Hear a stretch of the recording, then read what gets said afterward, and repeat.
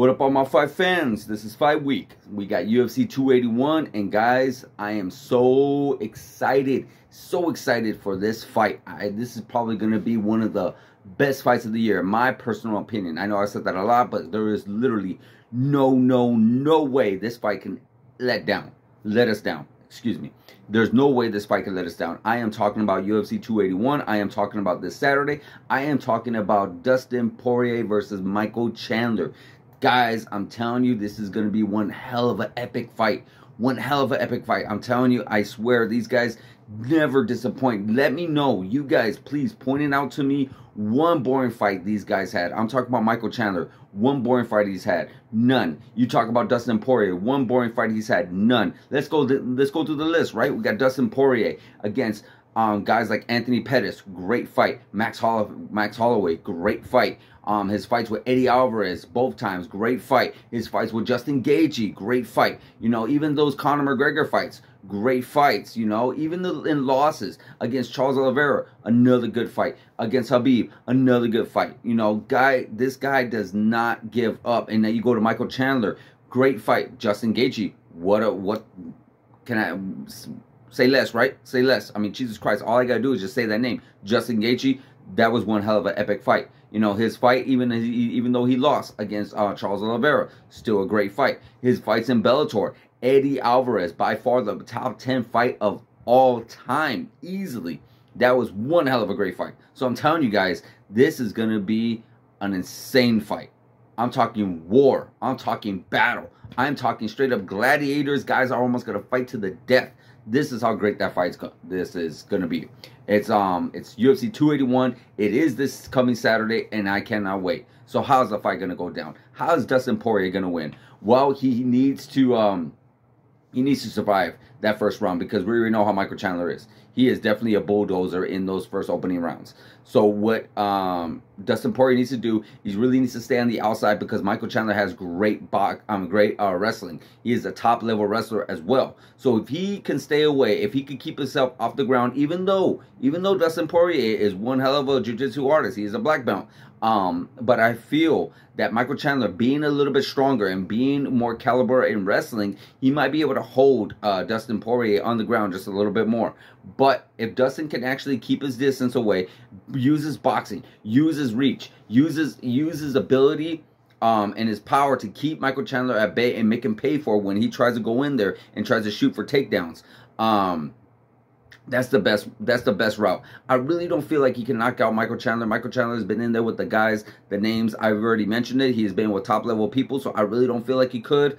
But you never know, it might be a surprise. But nonetheless, if Dustin Poirier can survive that first round, if Dustin Poirier can turn up the heat in the second round, and if he can really turn up that heat in the third round, he may not knock him out, but he might be able to stop Michael Chandler. He might be able to, because Michael Chandler does fade in that third round. He does tend to gas himself out, because he loves to explode in that first round. He even has a little bit more in that second round. So in that third round, he is definitely a little bit gassed. And Dustin Poirier, we already know Dustin Poirier, he's been in there with the 5 rounds, and he's been in there with 5 rounds with the very best. So I believe Dustin Poirier can actually pull a victory off if he could survive that first round, if he could survive from getting taken down so many times and such like that, and if he can actually turn up that heat in both the second and third round, because this is 3 rounds. So of course you want to wait, you want to be a little patient, but you don't want to wait too long. You ain't got those 2 extra rounds, you ain't got the championship rounds, so you definitely want to be able to do whatever you can to not take rounds off, but you definitely don't want to leave yourself openings, because again, these guys are going at it. These guys are going to war with each other 100%. Now, how Michael Chandler could win, he has to do his best to take Dustin Poirier to the ground. He has to use his wrestling. He has to mix things up, and he cannot try to bring a show out. Even though I'm saying it's going to be a great fight, and it still is going to be a great fight, but Michael Chandler needs to use his wrestling. He doesn't use his wrestling enough. He needs to be able to dictate that. He needs to be able to make Michael Chandler guess. You know, because we already know Michael Chandler has great hands, great boxing, great MMA boxing, I should say. But he needs to get Dustin Poirier to guessing. You know, he needs to make him a little bit hesitant. Like, is this guy going to strike or is he going to take me down? Should I throw? Make Dustin Poirier second guess any move he wants to do. That's how good Michael Chandler's wrestling needs to be on that night. And he needs to really do whatever he can to do to keep those keep that energy in the second round.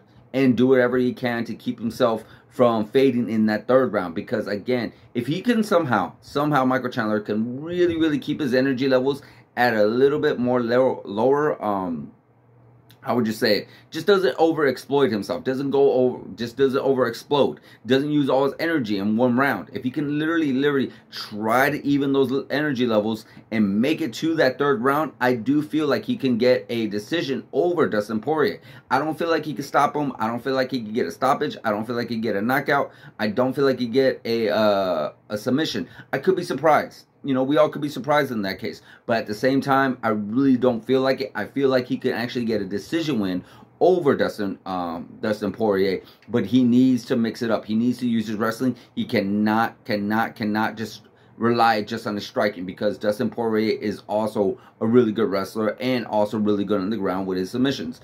But he also likes to mix things up as well. So that's something Michael Chandler needs to do. And again, I can't stress this enough. He cannot blow all his energy in one round. He cannot. If he does, I promise you, it will be a long night for Michael Chandler.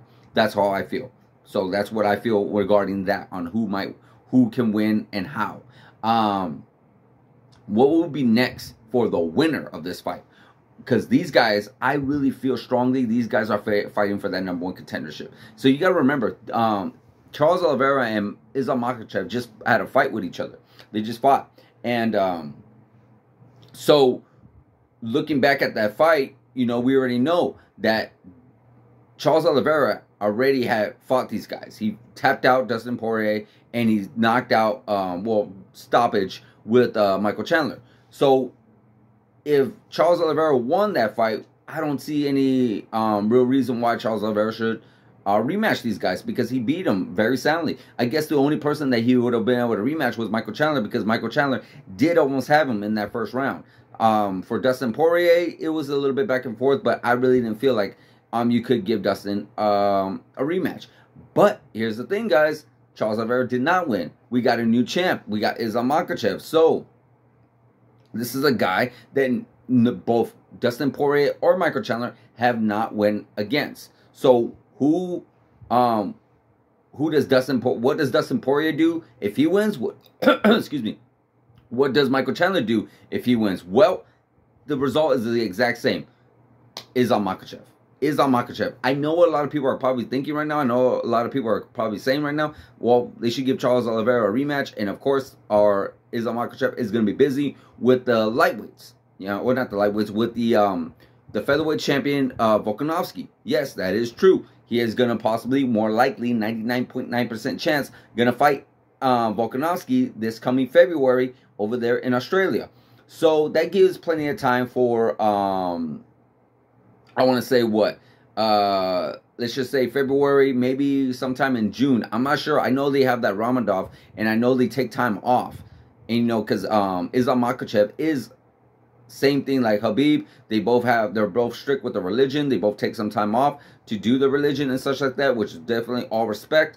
But so I'm not sure when that time is. I'm not sure exactly that time frame is. I know Khabib, I've seen Khabib fight in April, so I think that might be cutting it a little too close, so I'm not sure. But I could see possibly them doing an interim title fight.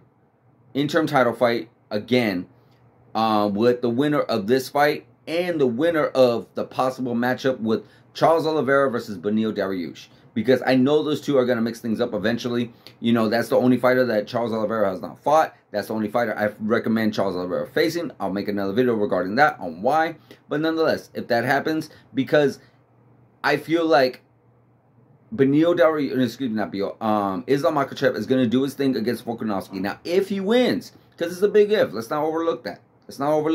But if he does win, I don't feel like he would return until sometime in October, like he did with Charles Oliveira. I feel like that's the good, perfect time frame. I don't see him fighting in summer. maybe September, maybe around that time frame. And that seems like a long time for the winner of this fight to get that that rematch, that title shot. So I do feel like they would do possibly an interim title fight, kind of like a mini tournament. You got the winner of this fight, Dustin Poirier versus Michael Chandler. You got a potential winner of Charles Oliveira, whoever he decides to go against. Could be Beneil, because more likely the opponent. And then the winner of that faces each other in summer. And the winner of that faces the champ, Islam Makhachev, if he does so happen to get that victory. But again, you never know. You never know what's going to happen. But guys, regardless, we already know what's going to happen. We know this fight's going to be a war. We know this fight's going to be exciting. We know this is going to be probably another potential fight of the year, just like it was fight of the year last year when Michael Chandler went against Justin Gaethje. So this is going to be one epic fight. Guys, do not miss it. It's UFC 281. It is this Saturday. I promise you guys, it is going to be one hell of a fight night. Guys, just definitely 100% do not miss this. Dustin Poirier versus Michael Chandler. I cannot wait. Let me know in the comments what you guys think. Let me know in the comments how excited you guys are. Guys, like, subscribe, hit that notification button, and I'll see you guys in the next video.